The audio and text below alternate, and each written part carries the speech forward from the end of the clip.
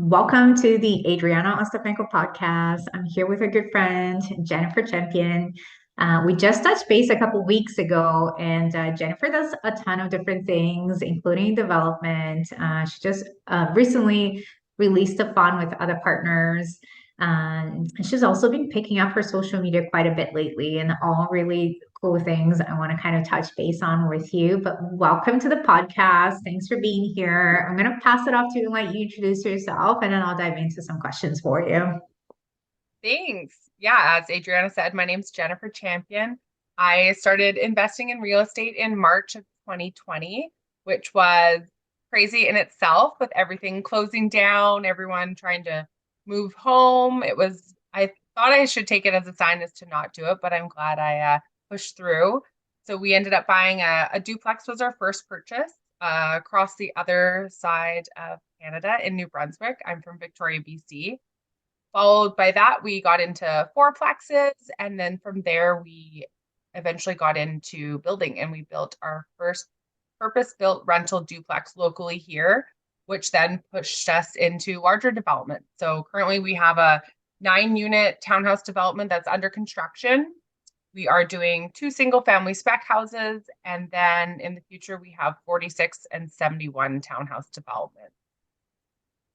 Yeah. Wow, so that was fast. It started in 2020. In a matter of, a couple of years, you already have a lot under your belt. How does that feel?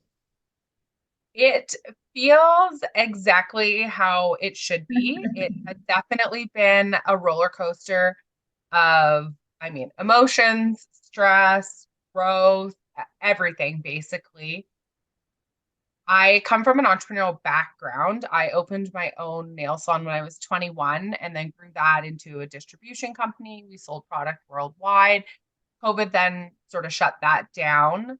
So I've always had that drive, think bigger, bigger, bigger, bigger. So when I was working for the government and I started looking into real estate, Seth, my husband and I, we had sort of talked about, maybe we'll have a couple of rentals, like the cash flow is really good in this market.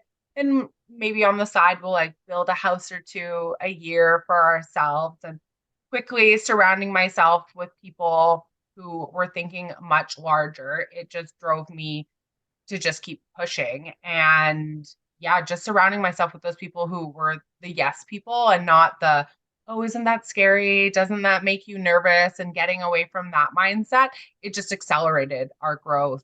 And yeah, it has been and still is a wild ride, especially we had a kid during that time. Our kids will be 5 and 2 in August. So when we first started, Stella was only 18 months.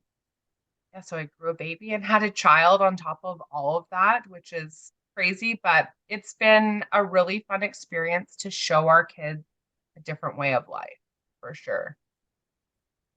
You said so many things here that resonated with me. Like just this morning when I went out on a walk, I was talking to Anton, my husband, and just talking about the future. And like my mind always goes as big as it can.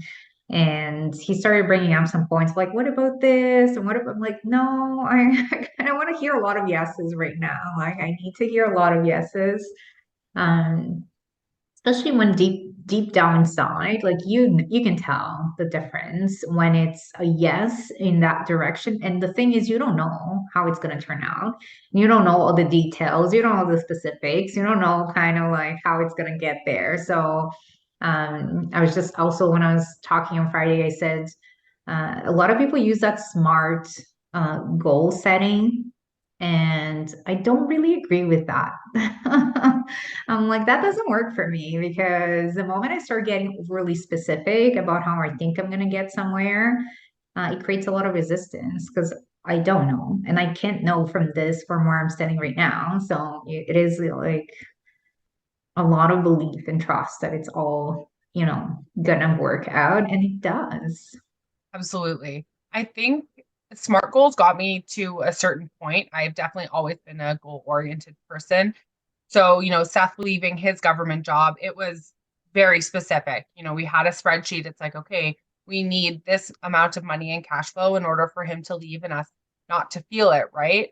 And then I would say the last 18 months, 2 years, I haven't really like set goals like that. I've just been sort of open to like what I want my future to look like. And that's not necessarily X amount of doors or X amount of something, but we had a guest on our podcast on Friday and she really spoke about like how do you feel when you achieve those goals? Like what's that energy, and go find that. So on Saturday morning we went to the beach and just like sitting there and feeling like that. I was like, this is how I feel. Like I'm already there. Doesn't mean I'm stopping, but that like energetic feeling of how I want to be able to show up every day already exists in like a small portion of my life when it's not crazy.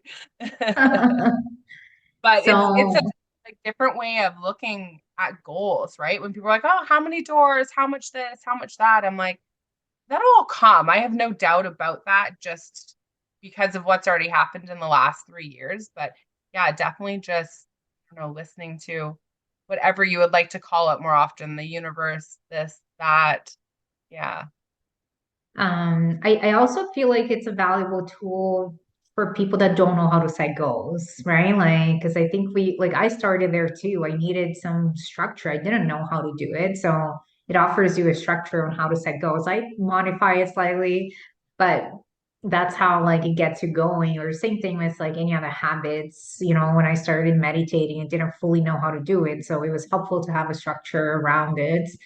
And now I can do it more frequently. I can do it different times of the day. You just create a habit. So you have set goals and achieved them so many times that you're like, I know how to do this. I know what Yeah. the motions are now to set the goals and like accomplish them, right? You just become so much better at it as you go along. So Yeah.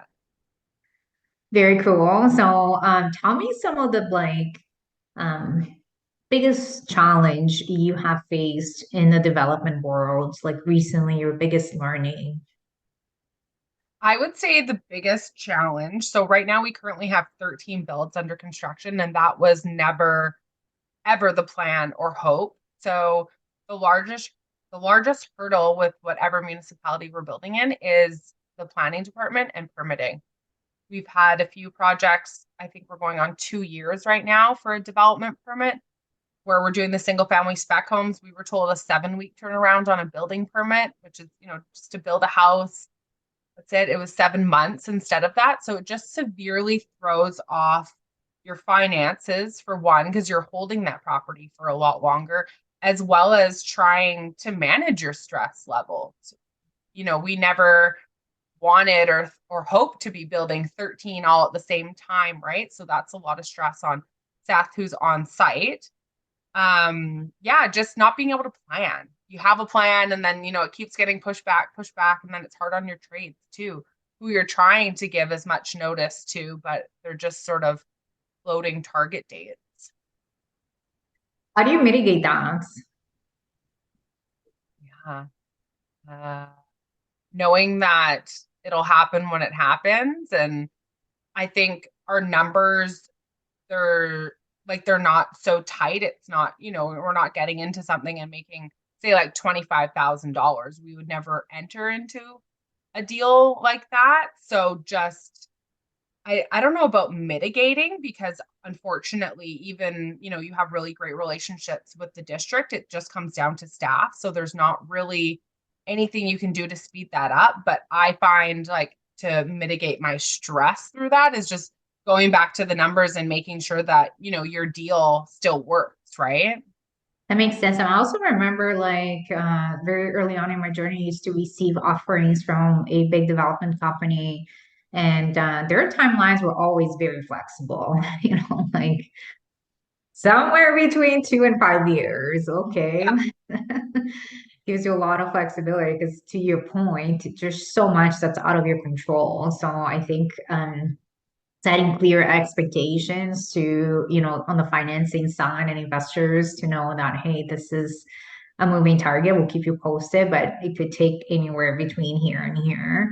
And then also, like, to your point, making sure that there's enough meat on the bone that, hey, if it was our perfect world and we were to finish here, what's the profit like? If we were to finish double the time of that, what would that look like? Is it still worth it? So very, very true, very like transparent. And that's the situation with development. We've been developing something it's been a year and a half, and I'm like, oh, is anything happened at all? Like, I don't understand. Yeah. Yeah, and I think for people to just know the difference as well, right? People want to get into building where that that portion, when you're just buying a lot and say building a house, is much shorter, and I would say less, risk oriented because the development is already done. So on the development side, there's a lot more that goes into it because the development permit, like you're essentially recreating a neighborhood, right? You have to have like your landscape architect, which I didn't even know was a thing before we started down this 9 units, that someone actually has a degree in landscape architecture. Yeah, and the size of the deposits, right? When you're working with TELUS and BC Hydro and all of that stuff.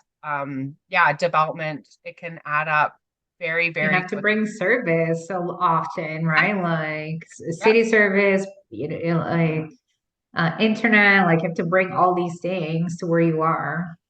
Yeah, exactly. Awesome. So that's development world. Congratulations on all of it. That's very exciting. Like, let's saw what's going on. Looking forward to staying in touch and seeing how they come along. How let's switch focus a little bit to the fund. So I know that recently you and I, because we do something very similar in terms of bringing investors in to join us in our projects. What was where did the idea to get the fund started come from, and how is it going so far? Yeah, so I think it was just sort of the next step for our company because of the size of the projects we were doing, right? So the 9 units, the 46, the 71, we need to be able to offer other tools in order to bring investors on. And then in terms of like registered funds, we needed a larger vehicle because we simply just didn't have enough properties to be doing mortgages on, right? Like we needed to be able to raise funds in the millions and millions of dollars. So it just sort of seemed like the right vehicle for where we were headed as a company. And how has it been? Like, what is the process like to put it together? It's a lot, I would say. I would say it's more intensive than even sort of what they describe. So our offering memorandum was 45 pages long. So that's a lot. And then they brought on Waverly as our exempt market dealer. So that basically means that anyone who isn't an accredited investor can still invest in our projects, which is amazing because I know for, people my age, people Seth's age, they don't necessarily qualify as an accredited investor. So this is a good, like, foot in the door sort of opportunity to see the investment world and see what's outside of, mutual funds and how to self-direct your accounts and really start educating like that demographic and younger. Yeah, it's just a lot. And the documents they require, I mean, of course they do, but just the documents they require, Waverly is basically assessing your project so that they can speak to it for that conversation with the non-accredited investors. So yeah, labor intensive for sure, but then you have it set up and sort of once you do your first OM, if you have different share classes, which we do for each of our projects, then the next OM is easier just because they already have a lot of that information on our company. What's the you said labor intensive. What took most of your time or your team's time?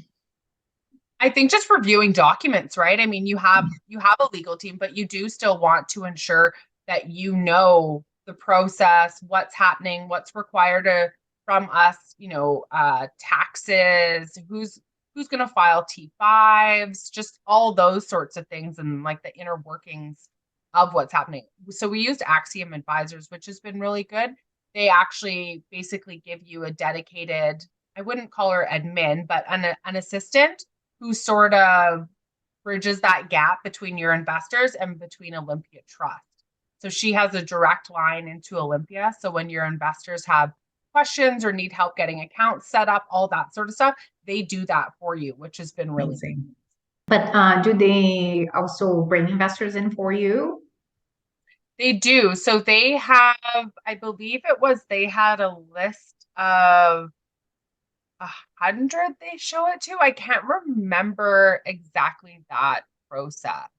Yeah, we had a very good turnout from, we did a webinar, and we had already started the conversations with our investors who were, say, holding a mortgage on another property or had invested cash with us. So we had a really good turnout and strong start when we launched it, even without an OM. Yeah. So that's the Amazing. thing, is you can launch it to all of your accredited investors or people who fall within the 3 different, what's the word now? Exemptions, right? So family members, business associates, and accredited. So does Waverly only deal with the non-accredited investors? Got yeah, it. right. Yeah. Then you have an administrator on your team that handles everybody else, like with questions and onboarding documents and investors. Yeah. So so we have capital raisers who are answering questions about the projects and all that sort of stuff, and answer questions about the process and everything. And then Axiom as well provides an administrator to deal with all of just making, touching base with investors as well. Oh, okay, you were opening your account. Have you received funds in that account? And just keeping deadlines and dates up to date. Yeah. Sounds good. I heard that you need like a certain amount of investors to get the fund going. So Axiom provides that. Okay. Yeah. I like That's part that. of That's their helpful. package. So how, and then do you take, is there minimal amount of investment that you take? So ours is 25,000. And Okay. that can be like, that doesn't have to be from one account. If you have little pockets in 3 different ones, that's just like as you and as an investor. How did you come up with that number? Well, I think we just looked at it from like an administrative standpoint, because if you have, $1,000 or $5,000, the number of investors can just get quite crazy pretty quickly. Whereas 25,000, it kind of, just pushes that like level of sophistication of investors up a little as well. So they, we can talk to them and give them an understanding about, what's happening and how they can continue to invest. And I guess for the development side, there's no really like dividend payments or distributions or anything. Yeah. So we distribute quarterly. Okay. And then you have the option, they call it a DIP option. So you don't actually receive that interest. It rolls back into your account and is reinvested to Got maximize your return. Yeah. Is there like a baseline return that you guys are looking at to provide to investors? Yeah. So I believe our baseline is 14. And then if you're doing the DIP option, it kind of bumps you up to that 16%. That's really good. Yeah. Yeah, and gives a lot of opportunities. Awesome. Is it launched yet? Like, is it ready to go? I know last time we talked, I feel like there was still something getting ready, or I don't know if I heard that wrong. Yeah, so we launched a couple months ago for the exemption and accredited investor side. We're still going back and forth with lawyers for the OM, and then that'll open it up to sort of, anyone who has interest in our project or our team. And then what has been the time frame from like, let's do this to like to now? I don't even know if you want to know. I think we started looking at options and talking about it in the fall. Yeah. Wow. Okay. Yeah, So at least a 6 months time frame. definitely. Yeah. Yeah. Is there anything that you would have done differently to like speed up the process? Um, I'm not sure on our end. I think it would have been helpful maybe on the other end, just being a little more vocal about what was expected and sort of giving us some of those expectations, while everything was being created, because then we could have been creating those documents and working on things, ahead of time, instead of it's like, okay, we need this for right now. And we would do that. And then they would go to work. And then it was like, oh, okay, well, now we need this. but we could have been working on all of those things. Like it wasn't reliant on one another. So yeah, I think that could have been better and sped things up a little. I hear you. I feel that way often with lawyers, unfortunately. Like, just Yeah. tell me everything. Like, you're giving me like Yeah. one email at a time.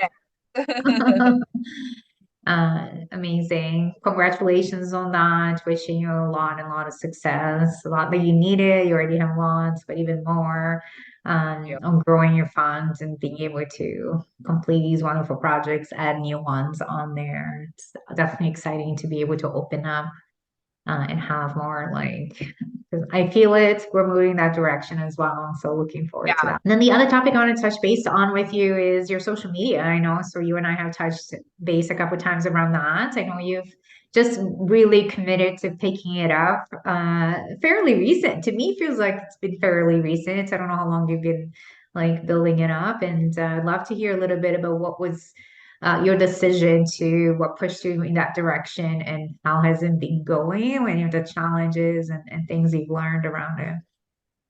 Yeah.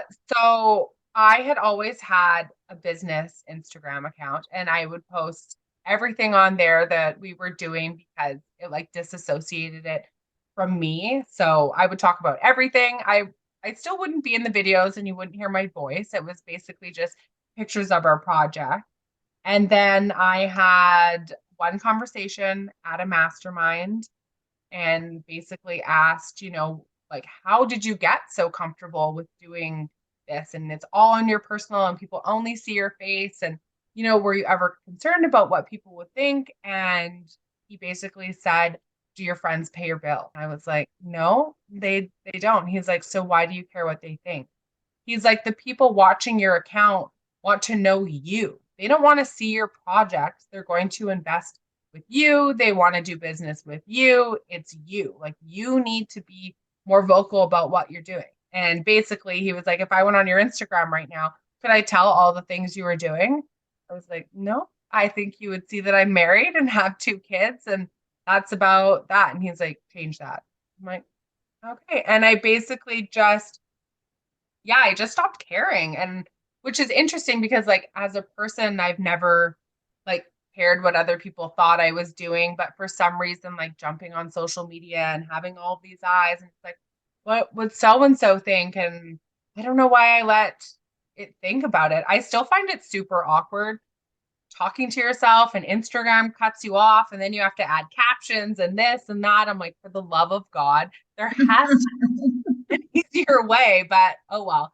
And yeah, it's been great. In all honesty, putting all of that out there and just talking about what I'm doing, being a mom, being a wife, two small babies, what we're doing, where we're going, the feedback, people are like, I didn't know you were doing this. I didn't know you've only been doing it for 3 years. How did you do this? This is what I'm trying to do. And yeah, just the like outpour of love and support just accelerated it even further, which then, my friend Carly and I started that podcast and we're like, women need to know that they can do this with small children. You can have the life you want. It's not going to be a walk in the park by any means, but you can show up for yourself and do it, right? And so we're just uncomfortably navigating a podcast which is uncomfortable. I honestly used to not even like the sound of my own voice. And then I think I tried to edit our first episode. I had to have been for 4 hours. And I was like, well, the good thing that came out of this is I no longer hate the sound of my voice. I'm totally comfortable hearing it. So win. Yeah, but it's been lots of fun. It's crazy. And then yeah, the people you meet and talk to. So one of our guests is actually going to be Vina Jetty. So I met her locally in Arizona and then we were chatting on Instagram and she wanted to come on. So just really cool conversations coming out of sharing my life, which is still such a strange concept. I love that. Everything you just described is I went through it, a couple of years ago, and that's what I hear from everybody who's just getting started. Like, I meet so many people, new investors to the community that will open like a separate Facebook or Instagram account for their real estate says like, I don't know that I want my family to know. I don't know what they're gonna think we're crazy or whatever. I'm like, there's so much freedom in just being you as well. Like there's just so much freedom in that. And like, hey, this is me. Like I'm running to a lawyer's office, closing on a building, but I'm also like rushing home to teach my daughter, like go study her for her math test, Yeah. like or running to the store to buy my son's birthday party. That like that's my life, right? Like there's so much freedom in just being you. And people connect with that because people buy, they invest with people. They don't invest in products or numbers. Like, so it just builds such a genuine connection. I often go to places and I can tell almost always when somebody looks at me and they like, to them, they know who I like, they know me. They just know me. And I'm like, I can tell just by the recognition in their eyes. Um, I've never met them before, but they like feel like they know me so well. And so it's just a cool experience to be able to touch like so many people just by talking about yourself. So Yeah, and the number of people that I never knew were watching, I would say too, right? I mean, I can see, I don't go into like all of the analytics and stuff, but when you're notified that someone liked your photo or something like that, you're like, oh, okay, that person saw it. But then the messages of people who like don't comment, don't like, and they're like, oh, I've been watching you. Like I watch your Instagram closely and see what you're doing. And I just want to say, like, it's so amazing. And just yeah, it's all been positive. So yeah, I'm glad I did it. I gotta keep doing it, stepping it up. But I think the other thing is just sometimes you forget to post, and then it's like, oh my gosh, how many Instagram hates you? And I I try know. not to let that wrap me up. I just talk about whatever, really. I hear you. The percentage of people that actually like or interact is very small to the percentage of people that are actually watching, you Yeah, know?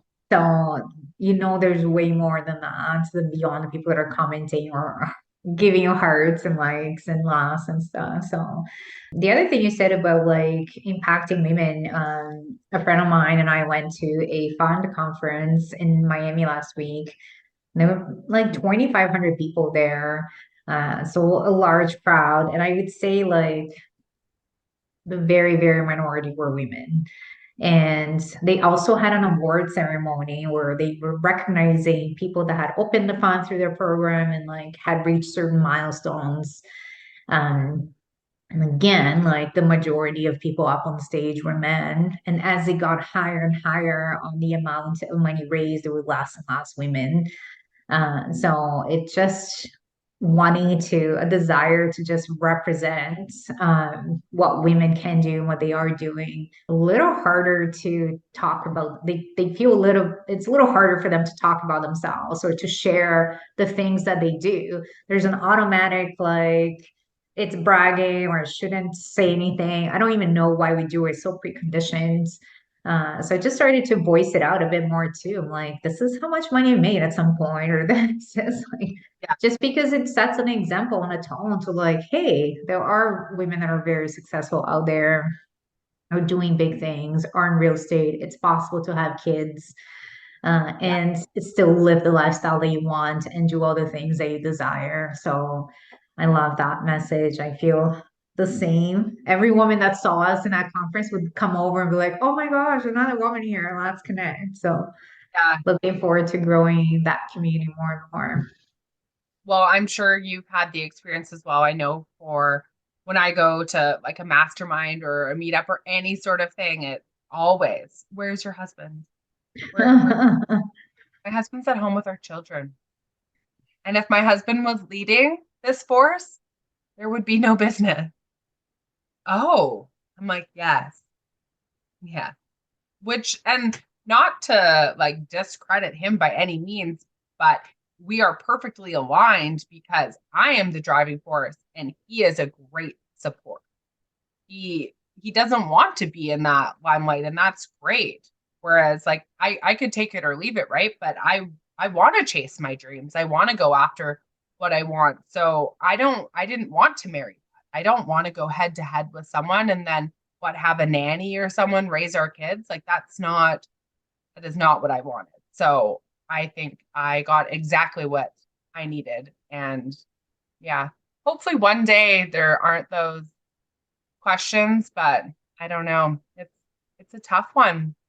I think we're just not raised to talk about our successes. I mean, and on top of that, like the house that I was raised in, both my parents worked for the government. They weren't entrepreneurs. So there weren't those highs and lows, right? There weren't those big sums of money. And then you know what I mean? Like you knew exactly what you were getting paid every 2 weeks. So what was there to celebrate in that sort of thing, right? So those conversations, they just weren't part of our household. Very true. And like all points there. I do get that question a lot. I also get when I do go with Anton, which is not very often for the same reason. He's at home with the kids. I get to travel. I get to like go do business. I am the one that leads on the real estate side. And he's amazing and like supporting and holding the fort while he's running his own business. So like lots of props in that direction. He's not as into networking, socializing, raising capital as I am. So that's just like it comes with what I do versus what he does. He needs to be home. He needs to be local. He needs to be able to go to the job site when he needs to. So we just kind of said align our how we do things. But whenever I am with him and he's with me, I am like if we're in a new circle, because like a lot of people already know who I am, but like if we're in a new circle, they will direct him for conversation. Yeah. And especially in construction sites and things like that. And they'll be like chatting away with him, and he's like, yep. You better be talking to her. Like, I don't know anything here. Like, I'm just here for support or whatever. Um, so I get that a lot too. Yeah. It's so interesting. I mean, there was even like an extended family member who came up to Seth and was like, "Oh, I'm so interested in how you got, into building and into development. And, it's just so crazy what you've done." And he's like, "Oh, he's like, I'm on site, but that like behind the scenes, like how we're doing this and the steps, he's like, that's all Jen. You need to go and talk to Jen." Never came and talked, even though he wanted to get into building and all of this, right? And it's just so sad. Like it's okay if a female knows more about you in a male dominated industry. There's nothing wrong with that, right? But yeah. I mean, I'll just forever be the project designer every time That's what every they time. like to call realtor or designer is the two things that I Oh, get. is that your wife, the designer? I'm like, yeah, that's fine. Yeah. So I love that. Like, definitely, I honestly, I do feel like there's a new wave of absolutely. like powerful. There's a new generation. There's a new wave of like women like you, like myself, and so many other powerful, strong women that we both know, in real estate that are like moving and shaking and growing and like and dominating their industry and their fields. Um, so very exciting. I do think there's going to be so much more to come, but it all starts within us. Honestly, we are the ones that cause change by thinking differently, believing differently about things. And I just became a pet peeve of mine whenever I hear women downgrading themselves and just so natural. I was at a speaking engagement the other day, and somebody that had just spoken on stage came down, and we were like, "Oh my gosh, that was so great!" And Impact's like, "Hey, I don't know," I'm like, and like minimizing what she had just done, and I'm like, "Oh my gosh!" And we do that so often. Like, it's okay, it wasn't that much. Like, no, like that was incredible. So, Yeah. continuing to encourage women to be who they are and shine and not be afraid of it, not be worried about it, own it, believe in themselves, speak with confidence. Absolutely. Any final thoughts, questions, comments from you? Anything you want to share? Where can we find you? Yeah, mostly on Instagram. So Jennifer_champion_. That'll basically lead you to all of the things that I'm involved in and doing. And yeah, I'm always chatting with people in my DM. Amazing. Yes, she's very approachable, so don't be shy to reach out. Let her give her so much love. ask how to get involved with her and all the projects that they're doing, following some amazing development that's going on there and other things. It's such a pleasure to have you, Jennifer. Thank you so much for coming. I'm sure we'll be in conversations. I know I'm joining your podcast in a couple months as well. Yeah. So that will be fun. And I just saw Dina, she was at the fun conference this past week as well. Yeah, she's amazing. She's amazing. Thank Yeah. you so much for being here. If you like this kind of content, feel free to subscribe so you can stay in touch. Reach out to Jennifer. All her information is going to be on here in the descriptions, and we'll see you all next time. Thank you.